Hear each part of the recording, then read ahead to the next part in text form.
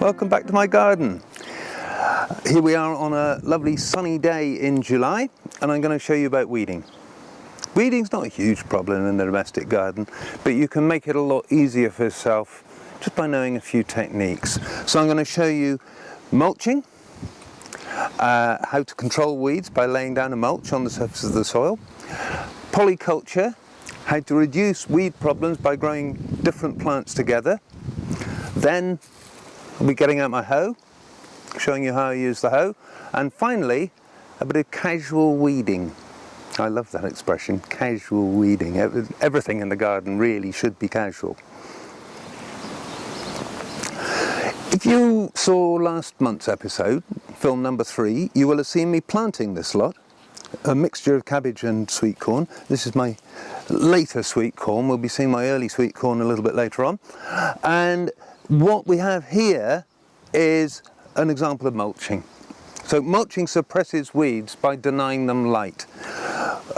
Before I planted this lot, there was a certain amount of perennial weeds here, and I just scraped over quickly with the trowel, didn't make a particularly thorough job of killing them. And then I mulched, firstly with a layer of compost, and then with a layer of this straw-like stuff, which actually in fact is common reeds. And so the way that mulch suppresses weeds is by denying them light, because plants can't live without light. And that's fine, but in this case it didn't work 100%. And what we have coming through here is some seeds from the compost, because I only make cold compost. I don't make hot compost, which actually kills weed seeds. I'll talk about composting another time. I don't want to get into too much detail. But what we have here are, these aren't actually weed seeds, they're vegetable seeds. I allow my leaf beet and Swiss chard and so forth to set seed and seed itself around the garden. And so of course when I take that plant and put it in the compost heap, there's still lots of seeds in it. So that compost ended up with seeds in it. Now, I could have prevented this by simply putting a layer of newspaper above the layer of compost, below the layer of reeds. So that would have denied light to the seeds in the compost and they would have failed to grow. I didn't, but now here comes the second piece of magic in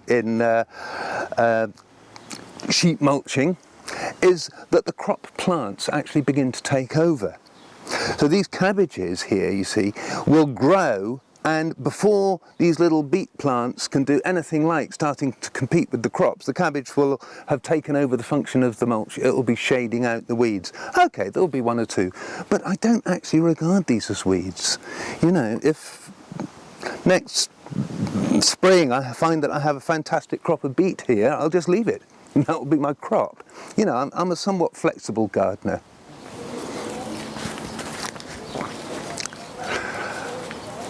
Another tip, in hot weather, wear a hat.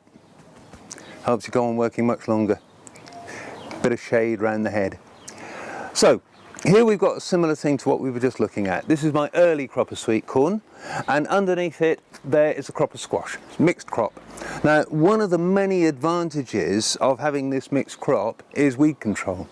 Although we've got the mulch underneath, another aspect of this is the fact that sweet corn is a very weedy crop. You know, it's tall, narrow, plenty of space between the plants for weeds to grow. Squash is the exact opposite. It's a weed suppressor. So when that mulch breaks down and weeds start coming up through, or if that mulch breaks down and weeds start coming up through, we've got squash as a weed suppressor. A bushy plant with horizontal leaves, each one of which joins together. They join together to make a complete canopy that shades out weeds. Not so important actually on a small garden scale, but once you start getting on a big garden, something like that you can put in, a crop like that you can put in, smother the weeds, is really useful. And if you can combine it, as in this case, with the very thing that's vulnerable to weeds, you do away with the weeding problem, in that bed at least, for those two crops. Okay, here we are in the front garden, and this time I have a hoe in my hand. I'm going to do a bit of hoeing. The hoe is a brilliant tool. Most things you don't need to dig them up. All you need to do is separate the plant from the above ground part of the plant from its roots, and it dies. Okay, some things don't die. Dandelions, they'll grow again, but I like to leave the dandelions in the ground, and what they're doing is they're pumping up nutrients from the subsoil and making them available to the topsoil. The main thing with weeds is never let them set seed. It's an old saying, 1 year's seeds is 7 years weeds, because plants always produce vastly more seed than they need. And if you let them set seed, you're going to have problems.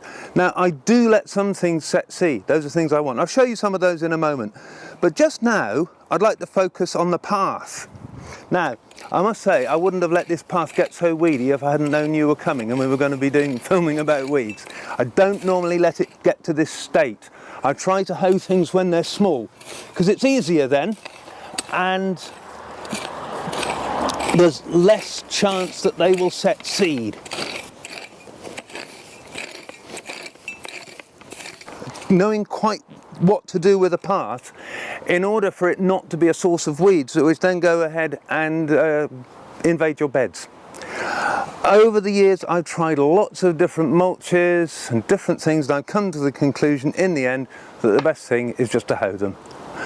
It doesn't need doing very often. I can get round my whole garden in about 10 minutes, and I have to do it for once every 3 weeks and through the growing season at the most. So it's not a lot of work hoeing, as long as you keep on top of it. More seeds means more weeds. So that's a little bit about the paths. Let's have a look at the beds. This bed, you see, I've put down a mulch of compost, and I'm going to hoe it. There's not much in there though. I don't get much in the way of weeds in my beds. Dandelion there, might as well have that out, although I do eat dandelions, but there's always plenty of dandelions, don't need to worry about that. Anything that's growing really close to a leek I'll have out. But there are also some plants here that I want to leave. That one, those are both landcress, which is a lovely salad vegetable, and I leave them. They self-seeded from my crops, and I will eat them at some point. My definition of a weed is something that's growing in too great a quantity. You know, if I can use it either for eating or for some other purposes in the quantity that it's growing, then I harvest it. If it grows more than that, then I weed it. Weeding just means it goes to the compost heap instead of the table. But ornamentals come into it as well. Here's a self-seeded foxglove. And I've let foxgloves self-seed in the garden for ages, but what I'm noticing is as the generations go by, they're getting pretty measly. I mean, this one here, it's not gonna, it hasn't made much of a display, and I think from now on I'm just gonna hoe them out. And the one beside it is leaf beet, and that's one that I let self-seed quite a bit, and not entirely. And one thing about allowing things to self-seed is they don't necessarily come up when you want them. So hand sowing can also be worthwhile. Yeah. The beetroot is a bit less weedy than the leeks because it's more of a shading plant. I mean, there might be the odd one or two here, but you can see here where I've harvested one, a pretty blank area. So different crops have different ability to suppress weeds. Beetroot's not brilliant, but leeks are pretty hopeless. Okay, so the last thing I want to show you is casual weeding, and for that we go back to the back garden.